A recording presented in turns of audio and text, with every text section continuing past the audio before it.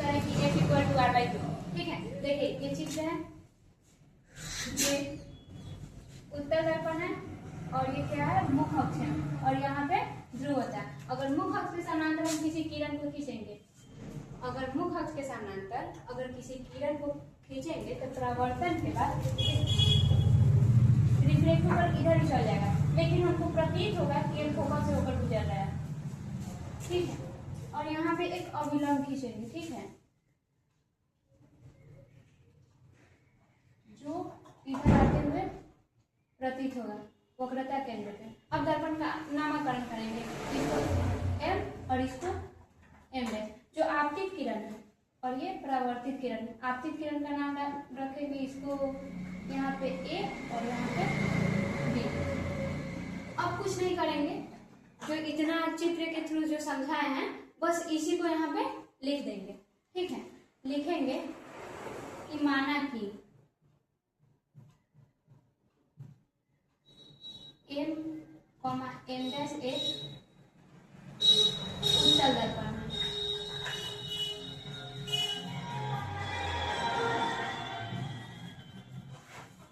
जिसका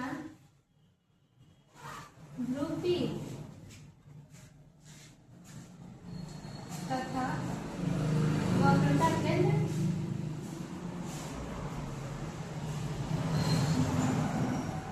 C है।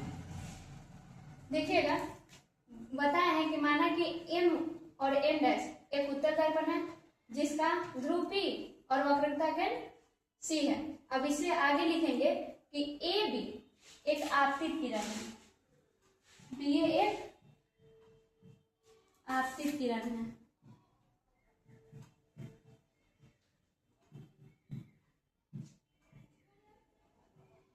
जो दर्पण से परावर्तन के बाद, जो दर्पण से परावर्तन के बाद फोकस, जैसा कि चित्र में दिखाया गया है।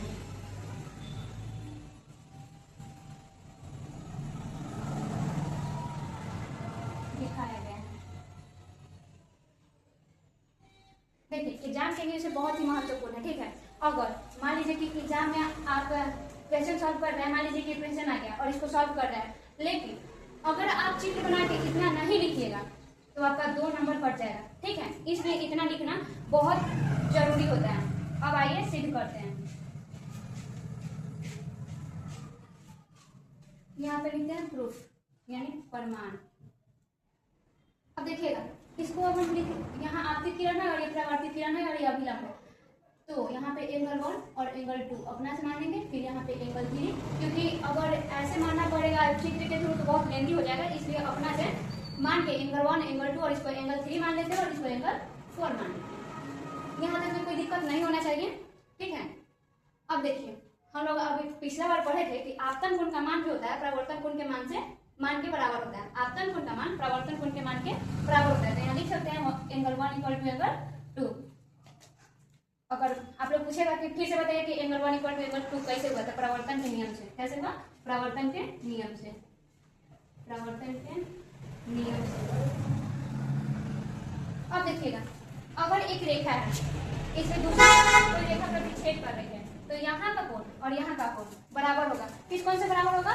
सम्मुख कोण से। किस कोण से बराबर होगा? सम्मुख कोण से। तो यहाँ पे देखेंगे यहाँ एक रेखा है, इसको आगे तक हम बढ़ा देते हैं इस तरह से चित्र को, तो यहाँ पे ये वाला जो अभिलंब हम खींचे हैं वो इस रेखा को प्रतिच्छेद कर रही है, तो एंगल 2 और एंगल 3 क्या होगा? इक्वल होगा। एंगल 2 इक्वल एंगल 3 बराबर होगा। किस कोण से? तो सम्मुख कोण से। सम्मुख कोण, इसको मान लेंगे इक्वेशन फर्स्ट और इसको मान लेंगे इक्वेशन सेकंड। अब देखिएगा यहाँ पे जो इक्वेशन फर्स्ट और इक्वेशन सेकंड है, यहाँ पे लिखेंगे from equation first and second से। देखिए इसमें भी एंगल 2 बराबर है, इसमें भी एंगल 2 है और इसमें भी एंगल 2 है, तो ये दोनों को हटा देंगे। अगर जब बराबर है तो इसको हम सिंपल सा भाषा में लिख सकते हैं कि एंगल 1 इक्वल टू एंगल 2 है, तो इसको भी तो लिख सकते हैं एंगल 3 इक्वल टू एंगल 2। तो जब RHS बराबर है तो LHS क्या होगा? बराबर होगा। तो यहाँ पे लिख देंगे एंगल 1 इक्वल टू एंगल 3। ये इक्वेशन थर्ड हो गया। अब देखिएगा एंगल 1 और एंगल 3 बराबर हो गया। अब देखिए कोई दो रेखा है, ठीक है, तो एक रेखा इस तरह से प्रतिच्छेद कर रही है, तो यहाँ का कोण और यहाँ का कोण क्या होगा, इक्वल होगा। यहाँ का कोण और यहाँ का कोण इक्वल होगा, किस कोण से, संगत कोण से। किस कोण से, संगत कोण से। अब इसी प्रकार आप देखिएगा कि जो ये वाला जो रेखा है इसको हम आगे आगे तक बढ़ाएं और ये वाला रेखा है, इसमें ये वाला रेखा प्रतिच्छेद कर रही है, तो जो एंगल 1 होगा एंगल 4 के बराबर होगा। एंगल 1 जो होगा एंगल 4 के बराबर होगा, किस कोण से, संगत कोण से। तो लिखेंगे एंगल 1 इक्वल टू एंगल 4 बराबर होगा संगत कोण से। इसको मानेंगे इक्वेशन 4। अब from equation third and fourth से अब देखिएगा इसमें LHS बराबर है एंगल 1 और इसमें भी LHS, ये दोनों बराबर है, तो सिंपल सा जब ये दोनों बराबर है तो RHS क्या हो जाएगा, बराबर हो जाएगा एंगल 3 इक्वल टू एंगल 4। यहाँ तक में तो मेरे ख्याल से कोई दिक्कत नहीं होना चाहिए। अब आगे देखें, जहाँ यहाँ एंगल 3 और यहाँ एंगल 4 है, तो देखिएगा यहाँ पे एक त्रिभुज का निर्माण होता है AFC, एक त्रिभुज का निर्माण होता है AFC। जब कोई त्रिभुज में अगर दो कोण बराबर हो, अगर किसी त्रिभुज में दो कोण बराबर हो तो कैसा त्रिभुज होगा, समद्विबाहु त्रिभुज। कैसा त्रिभुज होगा, समद्विबाहु त्रिभुज। जब दो कोण बराबर होगा तो उसके आमने सामने वाला भुजा भी क्या होगा, बराबर होगा। तो लिखेंगे त्रिभुज AFC आप लोगों को भी पता है कि अगर किसी त्रिभुज में दो कोण बराबर हो तो उसके आमने सामने की भुजा क्या होती है, बराबर होती है। यहाँ पे एंगल 3 है तो यहाँ का भुजा क्या होगा, बराबर होगा।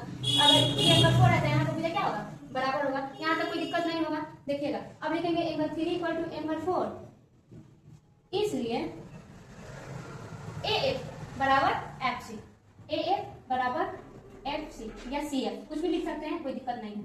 इसको मानेंगे इक्वेशन 5। अब देखिएगा अगर दर्पण का द्वारक छोटा, अगर दर्पण का द्वारक छोटा, इतना बड़ा चित्र आप लोगों को इसलिए दिखाया जाता है क्योंकि आप लोग समझ सकते हैं। अगर मान लीजिए कि इतना छोटा दर्पण मतलब उसको पता चलेगा कि A बिंदु कहाँ है, B बिंदु कहाँ है, नहीं पता चलेगा। तो एक समय ऐसा आएगा जैसे जैसे हम मान लीजिए कि ये जो दर्पण है इसको जैसे जैसे हम छोटा करेंगे तो एक समय ऐसा आएगा कि जो A बिंदु होगा ना वो B पे आ जाएगा, ठीक है, जो A बिंदु होगा वो P पर आ जाएगा। तो हम बोल सकते हैं कि AF बराबर PF, AF बराबर PF, जो A होगा ना यहाँ पे आ जाएगा, ठीक है। तो AF बराबर PF हो जाएगा। अब देखिएगा अगर दर्पण का द्वारक छोटा हो, अगर दर्पण का द्वारक छोटा हो तो बिंदु A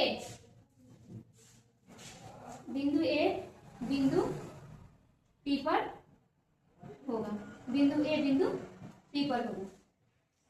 तब देखिएगा जब बिंदु A बिंदु P पर होगा तो AF बराबर PF हो जाएगा, AF बराबर PF। ये हो गया इक्वेशन 6। अब आगे देखिएगा इक्वेशन 5 और इक्वेशन 6 को लेके आगे चलेंगे। तो फ्रॉम इक्वेशन 5 एंड 6 देखिएगा इसमें AF इक्वल टू क्या है, CF, और इसमें भी क्या है, AF बराबर PF। जब LHS बराबर है तो RHS बराबर हो जाएगा। तो यहाँ CF बराबर PF। देखिए यही तो हम लोगों को सिद्ध करना था, आगे सिद्ध करेंगे। देखिए CF बराबर PF, ये जब सिद्ध हो गया तो हमको पूरा दूरी निकालने के लिए क्या करना पड़ेगा, ये दोनों को ऐड कर देंगे। अगर मान लीजिए कि जब यहाँ का दूरी 5 है और यहाँ का दूरी 5 है तो यहाँ से यहाँ निकालने के लिए क्या करेंगे, दोनों को ऐड कर देंगे, 5 + 5। यहाँ तक कोई दिक्कत नहीं होगा, ठीक है।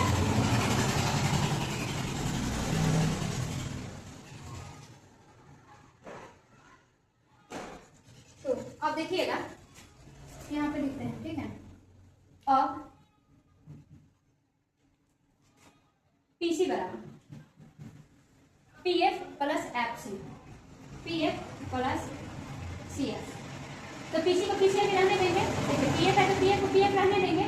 CF क्या हम CF की जगह पे PF लिख सकते हैं, तो देखिए हम बिल्कुल लिख सकते हैं क्योंकि इक्वल है, तो यहाँ पे भी PF लिख देंगे। अब PC इक्वल टू 2PF। अब देखिएगा यहाँ से यहाँ तक की दूरी को क्या कहते हैं, वक्रता त्रिज्या क्या कहते हैं, वक्रता त्रिज्या, जिसे हम किसी से डिनोट करते हैं आर से। और यहाँ 2 है तो 2 रहने देंगे। और यहाँ क्या है, ध्रुव है, और ये क्या है, फोकस है। तो ध्रुव से फोकस के बीच की दूरी को क्या कहते हैं, फोकस दूरी, जिसको हम किस चीज से डिनोट करते हैं, एफ से। तो देखिए यही तो चीज करना है। हाँ, और फिर यहाँ पे लिख देंगे F equal to r/2 root. यही तो करना ही था। अगर कोई दिक्कत होगा तो बताइएगा, फिर से समझाएंगे या फिर वीडियो पॉज करके देख लीजिए।